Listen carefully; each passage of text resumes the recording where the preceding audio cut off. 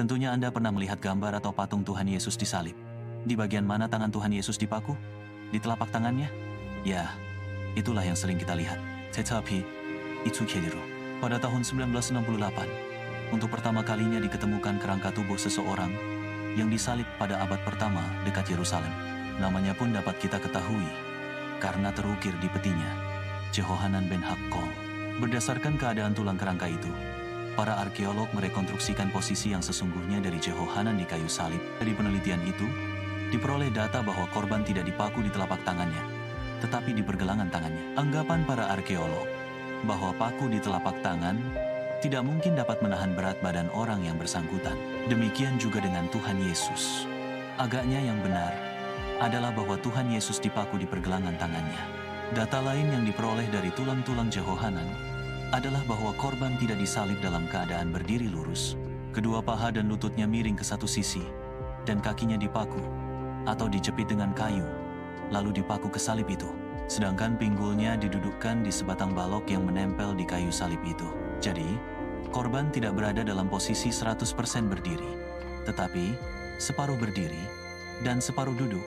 Kayu di bawah pinggulnya itulah yang terutama menahan berat badannya. Berapa lama seseorang dapat bertahan di kayu salib, dan apa yang akhirnya menyebabkan kematiannya? Ia meninggal bukan karena rasa nyeri luka-lukanya. Walaupun nyeri luka akibat tusukan paku itu tentunya luar biasa sakitnya.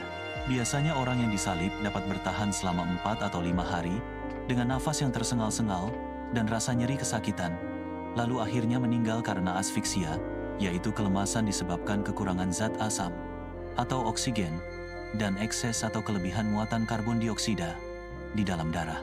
Kata-kata tersebut tidak berarti apa-apa jika dibanding dengan kenyataan yang sesungguhnya dari penderitaan orang yang disalib.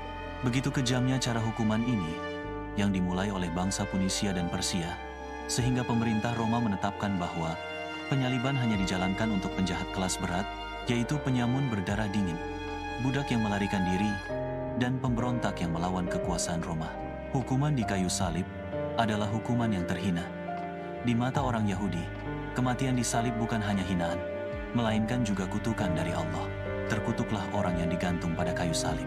Galatia pasal 3 ayat 13b, berdasarkan Ulangan 21 ayat 23. Mati di salib sungguh memalukan. Secara sosial, mati di salib adalah hinaan. Secara religius, mati di salib adalah kutukan.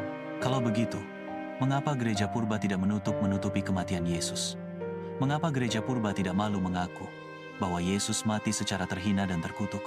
Gereja purba, dan demikian juga selanjutnya gereja sepanjang masa, tidak malu mengakui bahwa Yesus mati secara terhina dan terkutuk. Karena yang seharusnya mendapat kutukan itu adalah umat manusia. Kristus telah menembus kita dari kutuk hukum Taurat dengan jalan menjadi kutuk karena kita. Galatia pasal 3 ayat 13. Demikian berat dosa umat manusia yang perlu ditebus, sehingga demikian berat penderitaan Yesus untuk menebus. Apakah pengakuan itu masuk akal dan adil? Tidak, sebab menurut keadilan, yang harus dihukum adalah yang bersalah. Jadi, dalam hal penderitaan Yesus, Allah telah bertindak secara kurang masuk akal dan kurang adil? Benarkah itu?